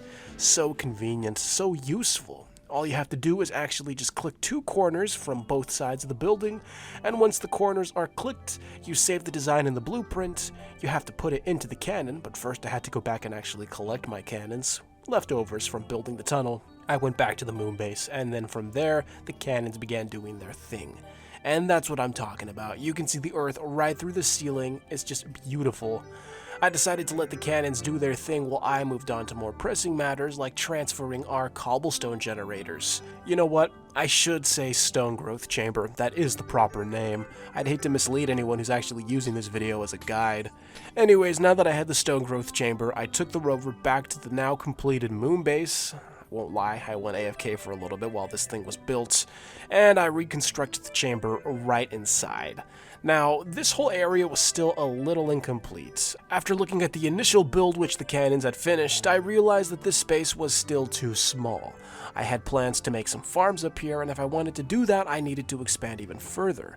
So I let the cannon keep building. Meanwhile, I returned back to the overworld while the cannon's built to work on a side project. That side project being basalt automation. You see, if we were going to make zinc, then we needed to generate basalt as well. We did have a small stockpile of compressed basalt underneath our cactus farm, but that wasn't going to be enough. We needed an infinite supply, regardless of how much basalt we had already stored, and to do that we first had to make some ice. Now, I had some ice crystals that were dropped by the Moonmen, but it wasn't enough. Thankfully, we could automate some ice with snowballs and water. Now, as for the snowballs, we were just so lucky to have been located near a snow biome, so I hopped into the Gyrodyne and flew all the way to that winter wonderland. I carefully descended over the frozen lake, and once I had squashed a spider with my hammer, it was time to collect some snow. Thankfully, with the iron excavator, we were able to perform the task in 3 times the speed. Now, after watching some skeletons duel to the death, and honestly this was a very intense battle, I collected the rest of the snowballs and went back to the base. Now, that should be enough to get us started. At least that's what I thought. Once I returned to the base, it was time to combine the snowballs with some water. Now, all you have to do is throw the snowballs into a mixer, pour the water, and like that, it's churned together until you get ice. Now, I ended up having to repeat this process over and over and over again. It took a really long time, but eventually I had a stack of ice. Now all I had to do was combine it together to make packed ice, and once I had packed ice, I would put it in a freezer to make blue ice. But it turns out to make the freezer, you need, well, blue ice. So I guess I could have just gone about making more packed ice to make blue ice, but instead I wanted to get a rock cutter, because you know what, why not, technology. And to do that I needed diamond dust. And it turns out that I didn't have that many diamonds lying around. I only had the one. So once again it was time to go on a convoluted tangent to make diamonds, and for that we needed an implosion compressor. So to get us started, I decided to convert some kelp into gunpowder. I'd rather get the materials first before building the machine, and the reason we need the rock cutter is because that has silk touch, which allows us to mine the ice directly. I threw the kelp into the grinder, and from there it was pulverized into gunpowder. But it was going too slow, so I decided to craft some upgrades that you can put in the machine. Now, before crafting the upgrades, I placed some storage crates down, that way you could automatically input the kelp into the machine and output the gunpowder back into a storage crate. So, automation, even in every small task. The next step was to go out and get sand, a whole lot of sand. And the reason I need sand is because, well, same reason I need the gunpowder. I plan on crafting some TNT. You see, the only way we can get diamonds is if we put the TNT in there, in the machine, and well, yeah, somehow that makes diamonds. I don't know how, but we need the TNT for this crafting recipe to work. So I went to the andesite alloy factory to get some gravel, and next I went to the small laboratory that I first made, and I threw the gravel between the crushing wheels. Eventually, once they were processed, sand came out on the other side, more than enough sand for more than enough TNT. Pretty sure we were going to be drowning in diamonds with all the sand that we had. Now that we had the ingredients for TNT, it was time to craft the implosion compressor itself, and to do that we needed quite a few things. The first thing, a compressor. I'm pretty sure I had one lying around somewhere, so once I stored all of the sand and the gunpowder, I went around looking for a compressor. I did gather some items along the way with the hopes of crafting one in case I didn't have one, but it turns out that I did, just stored away in my old workshop. Now that I had the compressor, I needed advanced integrated circuits, and to make that was quite a process. The first thing I had to do was make the basic circuit, and to do that we had to make these electrified golden pins. Thankfully, we had some stockpiled, so we could save ourselves the trouble of having to make them. I put the pins inside the hands of some deployers, and once that was set, I gave power to the deployers by connecting all of them with rotational power via a belt. I put the circuits on the depots where they were then embedded with the golden pins. Once the circuits were done being processed with the golden pins, it was time to upgrade them even further. After collecting every circuit, I placed them on a depot so that they could wait while I got some raw lead. Now the reason we need lead, once you refine it with fire of course, it converts into lead ingots, is because we need it stamped into lead sheets. Now the lead sheets are the last component needed to actually upgrade these circuits, so once I had the lead sheets, I went back to the laboratory where the circuits were waiting. I put the circuits back on the depot with the lead in hand of the deployers, and from there the upgrades commenced. Once every circuit was upgraded, I collected each one again, and now it was time to move forward to the next step, stamping them with a mechanical press. Once they were stamped, the circuits were finally upgraded into the advanced integrated circuits which we needed. We had to upgrade the machine casings, that white block there, with lead sheets and blast-proof concrete. Now, the blast-resistant concrete was stuff we made before. Pretty simple. Water, concrete, limestone, all that stuff. Now, we had a stockpile of limestone, as you know, from the andesite alloy factory. I collected some of the materials from there, and then once I had plenty of limestone, I collected white concrete powder, which was left over from our previous project. I threw some water in, gave some fuel to the blaze burner, and then the mixer activated, combining all of the ingredients. The result was the blast-resistant concrete. Now, I wanted to pump it into the spout, but it looked like we had some lithium in there, so I had to empty the spout of lithium with a bucket, and once that was removed, the concrete filled the spout. Meanwhile, I decided to go off and upgrade the casings. Now, this was a little annoying because I would have to take the casings to the spout for their pouring of concrete, which was the second step to upgrade them. So it was a whole lot of back and forth between me running between the belt and the spout with the concrete. But eventually they were upgraded, and now that I had the advanced machine casing, I could build my implosion compressor for all the diamonds in the world. Alright, now it's time for the next step, actually figuring out how to use this machine. I went back and tried to figure out a place where I could actually put this, and well, you know what, why not right here? That's when I realized that this was one of those multi-block machines. This required me to make a few basic machine casings. These basic machine casings had to be upgraded into advanced machine casings, but let's just make the basic ones first. Some sheets, some microchips, and like that you have yourself a basic machine casing. But they had to be upgraded, and we were out of steel dust, and on top of that we were out of coal dust. But we could make charcoal dust and convert it with soulfire. So we were going to have to make lots of charcoal dust and just simply convert them. I went to my rubber farm to go get some logs because I had a huge stockpile there, and then from there it was simply a matter of burning them up and turning them into charcoal. I did have to double check if it was going to be lava, because sometimes when you put stuff and it's burned with lava, the items just disappear, similar as if you threw stuff into lava itself. So yeah, it turns out that lava was just what I needed to make the conversion, and once they turned into charcoal, I took the items back to the lab where they could be ground up into charcoal dust. I stored the charcoal in the storage unit, and then from there it was automatically input into the machine. Now, while that was grinding, I moved some of the gunpowder out from the storage unit and into a regular chest. That way there was room for the charcoal dust once it was finished.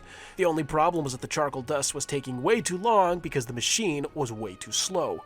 So I had to make some upgrades, and to do that we were going to have to craft a component, but first we had to craft a coolant cell, and to do that we needed tin sheets. Now, to get tin sheets, that was going to be pretty simple. I already had a leftover water cell. All I had to do was combine it with a tin sheet, and like that it would be a coolant cell. Now, where to get the tin? I got it from the andesite alloy factory. We had a large byproduct of it, and from there all I had to do was press the tin into tin sheets, and once that was done, I took it to the one machine that could actually make this work, the canning machine. I put the cell of water on one side and I put the tin sheets on the other, and then from there somehow they were combined to make the coolant cell.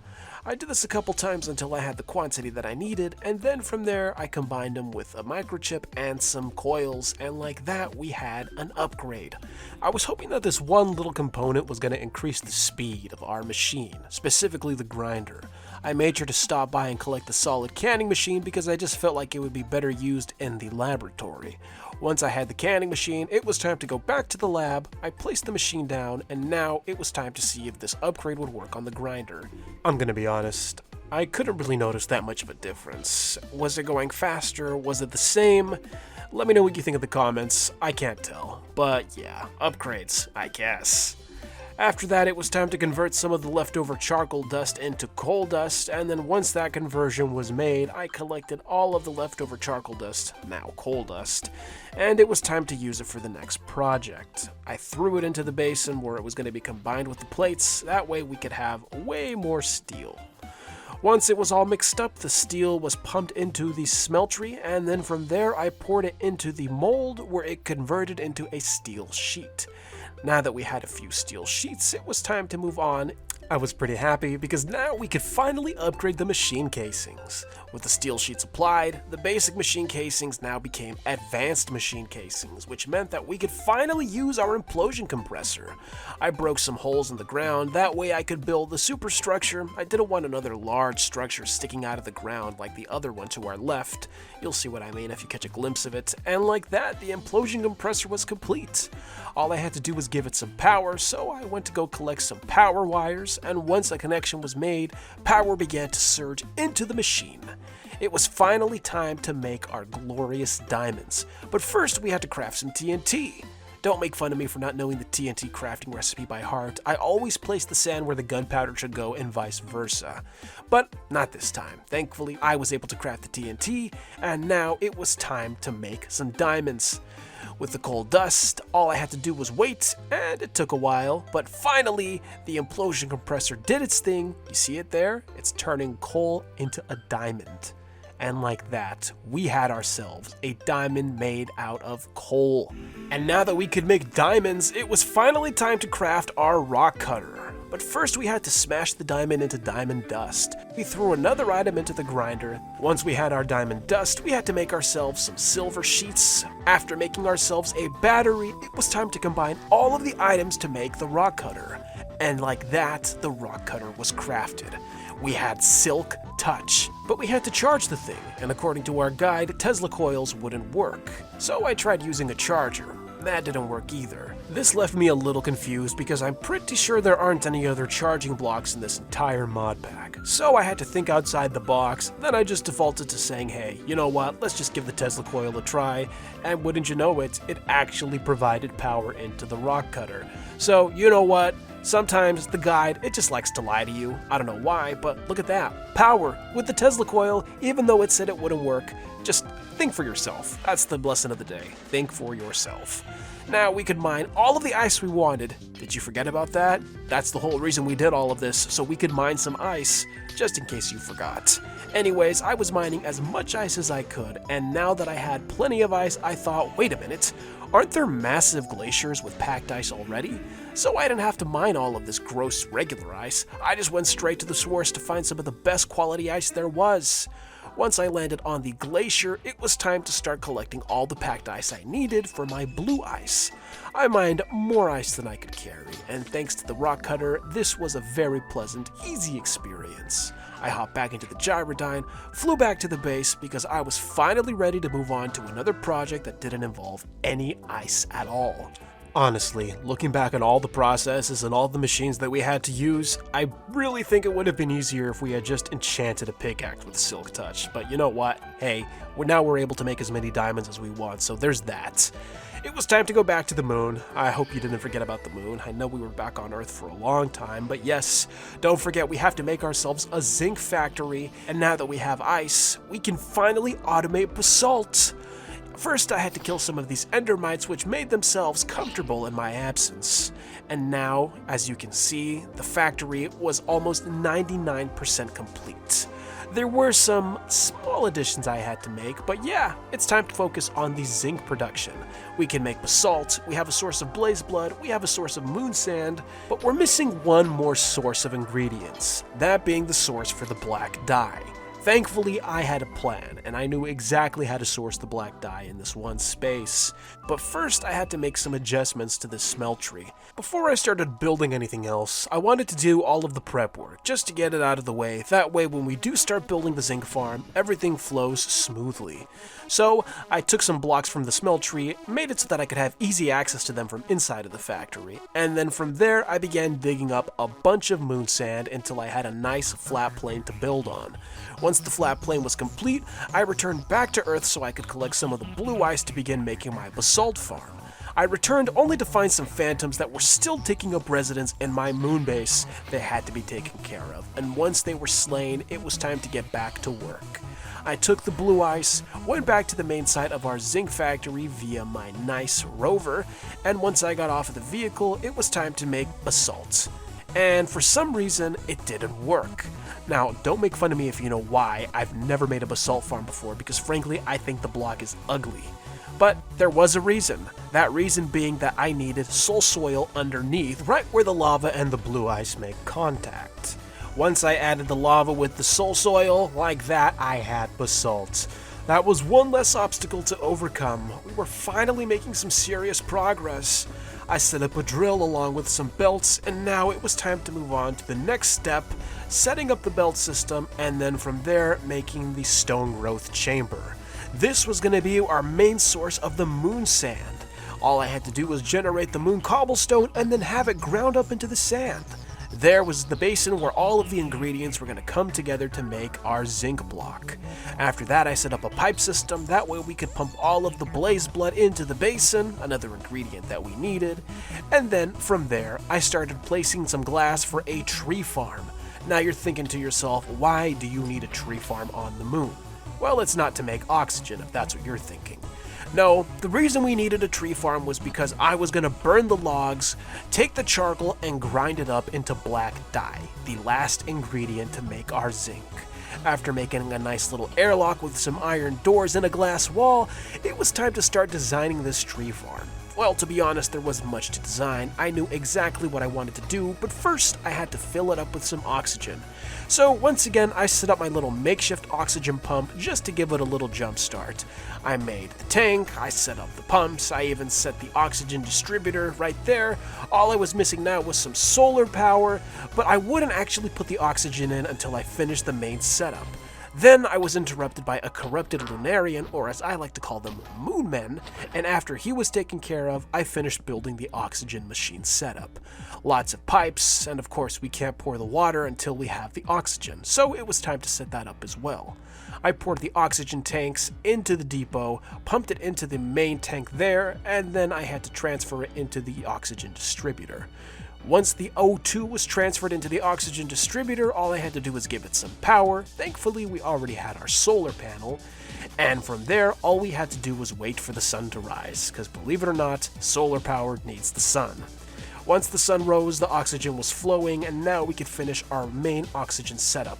And it didn't take long, kind of had it down by this point.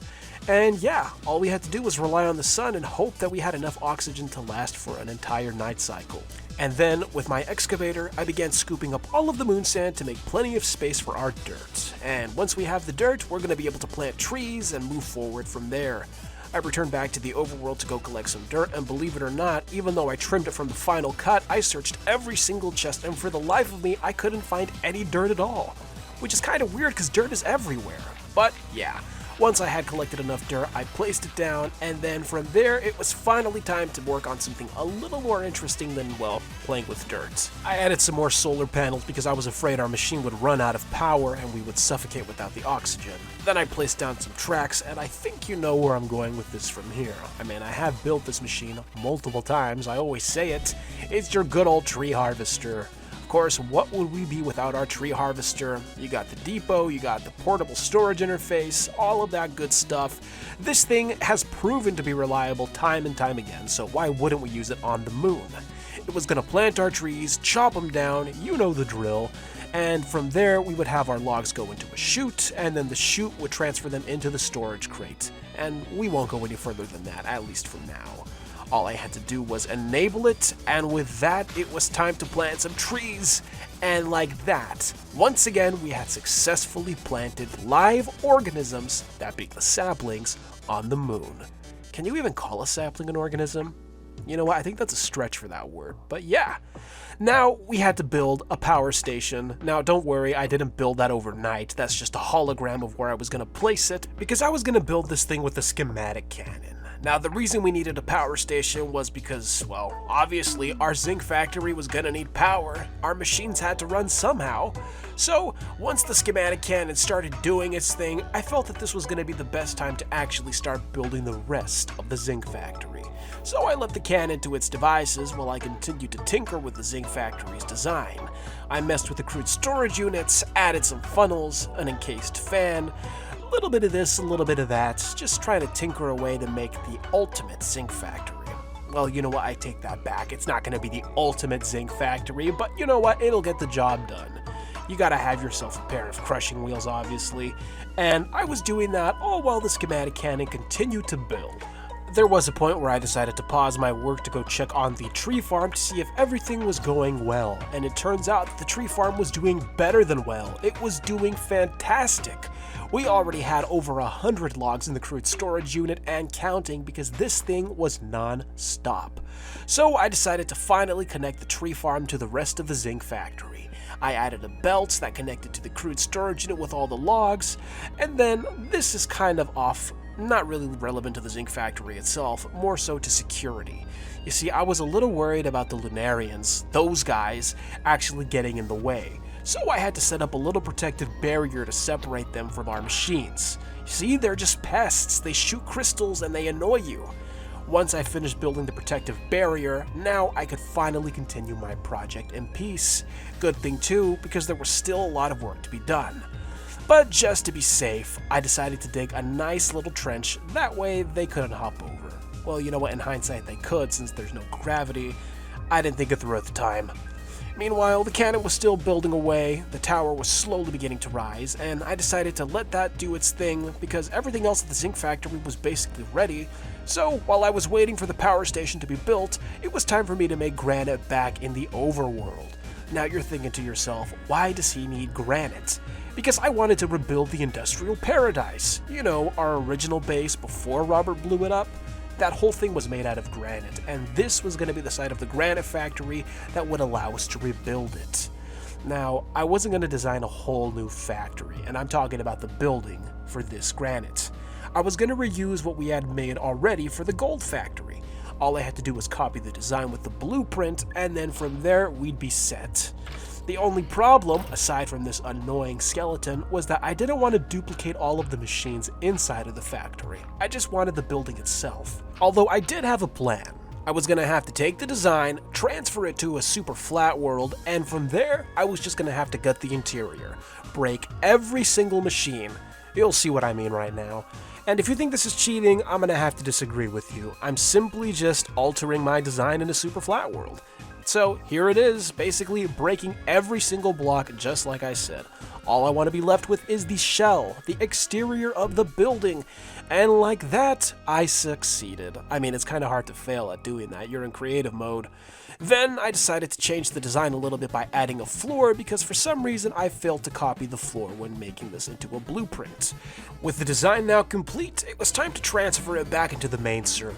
There, I could finally place it next to our fuel station. I wanted this factory to be a little closer. With the hologram's design nearly set, all I had to do was tweak it a little bit, just a little to the left, and then from there I had to inspect the interior. Sometimes there are some stray blocks, like the ones right there, and they get in the way of the construction, so I had to break them with my excavator. Once the blocks were removed, the cannon began building the whole thing. All I had to do was make a little path while I waited, and that's when it occurred to me, you know what, I'm not going to wait for this whole thing to be built. I decided to get started on the granite factory by making diorite. And to make diorite, you have to pour melted soul sand over basalt. To get soul sand, you have to convert sand with soul fire, and like that you get the soul sand conversion. We're going to take that concept and utilize it later, but for now, let's just make some basalt. Now that we know how to make basalt, because we started already with our zinc factory, this was going to be a breeze. I decided to make 4 drills because that's how much basalt we were going to have to use, and then from there, I decided to install some fans behind the basalt. Reason being, I needed the fans to create a current that would move the item forward, that way they wouldn't get burned by lava. After that, I connected the fans with the belt, extended the belt a little bit, and then I added some crude storage units, that way we could have a nice funnel for our basalt to pass through. A nice little belt at the base of the storage unit, along with some funnels for the basalt to pass through. From there, we had to add some crushing wheels in order to make our sand. Remember, we're going to convert that into soul sand, but that's going to be later. And then, of course, I have to build the smeltery because the soul sand has to be melted down into something called, guess, liquid soul. That's right, we have to melt the soul sand into liquid soul. A liquid that contains souls? Kind of a weird concept, but you know what, I'm gonna roll with it. I added some seared glass because I wanted to see this liquid soul for myself, and then from there, I continued to build the smeltery. Once the smeltery was built, and that's not going to be the final design, I have to tinker with it, but you'll see that later, it was time to give this machine some power. The goal was to allocate the power to each section of the machine, you know, just bit by bit. And for the first section, we're going to worry about the basalt. The basalt was already being made, and as you can see, we were going to have a nice surplus of it, so I just wanted to make sure we could channel it properly. I then wanted to work on the sand setup. I powered up the crushing wheels there, and then I had to set up a nice little soul fire system, that way the sand could be converted into the soul sand. Lastly, I powered my cobblestone generator, the main foundation of my whole sand system here, and once the cobblestone was being produced, it was ground up into sand. The sand would then move forward until it entered a storage unit, at least when I added a funnel. Sometimes little items like flint would get in the way because I did put a filter into the storage unit, so I had to figure out a system to dispose of the flint. Thankfully that wasn't that difficult and I would just have it escape through another funnel below. So here's what we have so far. We have a nice basalt generator right here. The basalt is broken, and then it comes out of the funnel and moves down the line. From there it enters another storage unit until it's released further. Its next destination is this funnel, which transports it into an item hopper. Moving on, sand generation. Cobblestone generator, you know what that does. The cobblestone passes down between the two pairs of crushing wheels, and on the other side it comes out as sand. Once we have our sand, it moves down the line. Of course, we have some filters to sort out the sand and its impurities as well. The sand passes through while the impurities fall into lava. From there, the sand is converted into soul sand with the soul fire. There you see that process taking place, and then the soul sand is stored, then put into the smeltery where it's melted down into liquid soul. Look at it, liquid soul and all the soul sand, such a bizarre looking thing, but now all we have to do is pour the liquid soul over the basalt, and like that we should have diorite. But for some reason it wasn't working, and that reason is because there was clay inside the smeltery which I had to drain. Once the clay was drained, finally the liquid soul would be poured over the basalt, and from there a slow but beautiful conversion would take place. The basalt was finally converted into diorite. Now that we had a system to create diorite, all we had to do was make it effective. I added more hoppers, that way we could connect more basalt to the rest of the drains, added some funnels, and then from there, I released the basalt, that way I could begin to fill all of the hoppers. Once all of the hoppers were filled, well, I'm gonna be honest, they didn't fill on their own. It was taking way too long, so I actually had to put some in there myself. But yeah, once they were full, all I had to do was flip the levers on, and I'll just let you watch the rest from here. It's pretty cool. That was a nice transition. Honestly, I loved it. But yeah, the diorite was now being produced, coming out of the funnels and being transferred into a storage crate. The diorite was only halfway through its processing because we still had to convert it into granite. Now all we had to do was combine the diorite with 3 blocks of sand, and like that, the granite would be produced. By this point, it looked like the schematic cannon was finally wrapping it up on its building. The factory was now complete, at least the building itself was, but our granite production, we still had to automate some sand. Now, I made a second setup here, and to give that second setup some power, I just kept it simple. The other machines were already running, so I just connected them with some shafts, and like that, the power was transferred over. Basin was added, along with some funnels, a crude storage unit, and a mechanical mixer to combine the sand and the diorite. I added a couple pair of crushing wheels, and yeah, this setup didn't really take that long. We've made sand machines before. Then I applied some filters, that way items could go in as intended, and from there all I had to do was toggle the input and the output of the storage units. Now, all I had to do was give some power to the cobblestone generator, and then we'd be set. We would have our automated granite, and then we would be one step closer to rebuilding our industrial paradise. With everything now in motion, all the pieces were in place, granite was finally being produced. Now in the Create mod, this wasn't really that big of a deal, but for me, this was a personal triumph because it finally meant that we could rebuild our small city. We could make it bigger, better, and greater than ever before. Our future in this Minecraft world was looking pretty bright. Now that we finished our granite factory, it was finally time to return to the moon. I had no doubt that by this point, our power station was finally complete. I entered the portal and eagerly rushed to go see the progress that was made, and I was thrilled to see that I was correct. All we had to do now was actually activate the thing by setting up an oxygen system on the inside. After all, the base of our power station is powered by water wheels.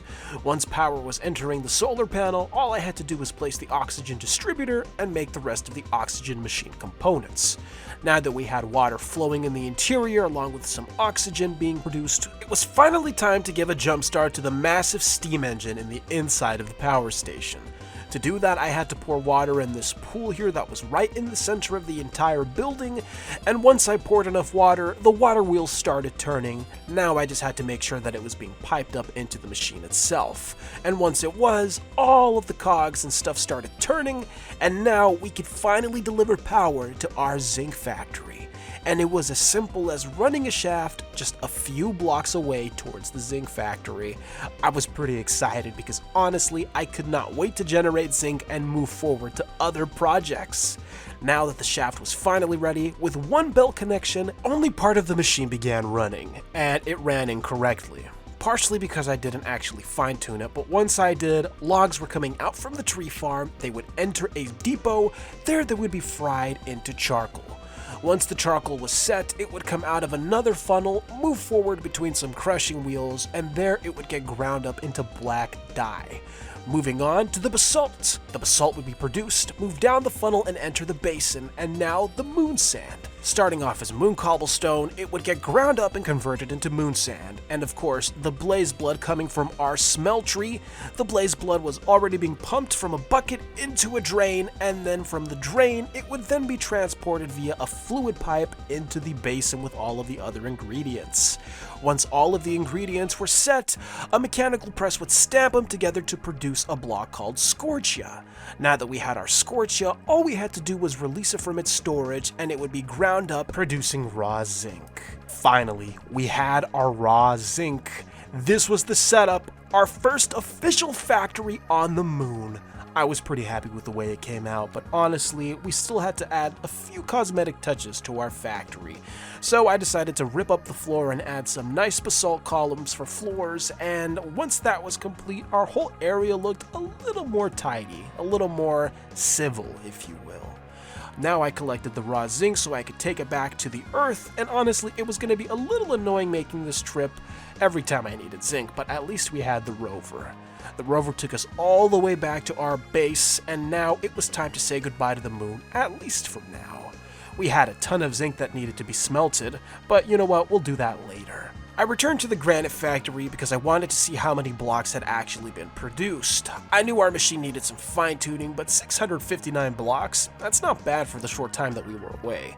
I collected every single block, and then from there, it was time to take a little field trip to a familiar site. But first, I had to convert them into granite bricks, because raw granite, it just looks kinda ugly. Once I had my whole stockpile of granite bricks, it was time to fly. And once I got to my destination, I was filled with a ton of flashbacks. That's right, I returned to the industrial paradise now in ruins. It was time to rebuild. Well, at least get started on that. There were a lot of new ideas that I had, and I was debating on whether or not I wanted to rebuild it identical to its former glory, or if I wanted to make some upgrades. I didn't want to get too ahead of myself. For now, I just had to produce more blocks to build, as well as fix the ground to actually have a foundation to build on, because as you can see, there are craters everywhere. Now, it's basic Minecraft etiquette that if a creeper explodes, the person who was the victim of the creeper explosion has to fill said creeper hole. Now, this was filling a creeper hole on a whole nother level. I had so much dirt that I had to use because there were just so many cracks in the ground. Not only that, but this place had been overgrown with vegetation, especially since we had been away for quite a while. It seemed like nature had decided to take back what we had taken from it. Once I began chopping some trees down, this place started to look a little more recognizable, but there was still a lot of work that had to be done. Slowly but surely, we began to reclaim what was once ours, taking it back from nature. I decided to start something simple, rebuilding our very first shack. But honestly, it was a little tricky to do that when there were so many blocks in the way. So I decided to make it simple for myself. The first thing I was going to do was to actually just rebuild the old road that ran right down the middle. On top of that, I had to go back and collect more supplies because honestly, I needed more building materials. First up was the andesite alloy factory. What I wanted to collect there was some basic clay, that way I could make some bricks. The bricks were going to be used to rebuild some of the floors of these old factories because if you remember, a lot of the floors were made out of, well, just basic bricks. Once I had a lot of bricks, I converted them into brick blocks, and then I loaded them into the gyrodyne. But there was still a little bit of space, so I decided to go to the granite factory, not for the granite, but for the diorite itself. Our old buildings had a lot of diorite incorporated into their design, including our very first windmill, which was entirely made out of diorite. Once I returned, it was finally time to start building, we'll start small. I began by building the floor of the very first actual factory that we made, and I'm not counting the wood shack, that's not really a factory in my eyes. First, I had to gut the interior. I recollected all of the old supplies, and then from there, it was time to redefine the old road that ran down the middle. Seeing as how we were getting to the end of our next 100 days, I didn't want to get too ahead of myself. I didn't want to start a project when time was already running out, so yeah, we're just gonna keep it simple. Lampposts. Once I began hanging the lanterns, it occurred to me that there were some other pressing matters that I had to attend to before I finished building this entire area. After all, there was a looming presence that overshadowed everything we could build. So before I went to go tend to that alarming feeling, I finished building the second floor of our factory. Like I said before, keeping it simple, nothing but wood planks, simple granite bricks that we had already produced, but I'm telling you, this feeling, I couldn't shake it off. So it was time for me to leave this area, but I promise you, we're gonna rebuild it in the next video, if you guys want a next video. But for now, we have to settle some unfinished business. The time had finally come to face our foe. So I hopped into the rover and took a drive towards a destination I had not seen in a long time. I think it's been over a year now that I think about it. Everything that we've done has led to this moment. All of the building, all of the machines, all of the factories, every material has brought us to this place. And now, it's finally time to reclaim what was taken from us.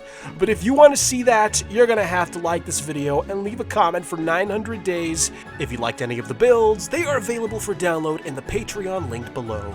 If you're new to the channel, consider subscribing because we are coming to the conclusion of an epic saga. Thank you so much for watching. I hope you have a fantastic holiday. This has been Doublesal. We'll see you in the next one.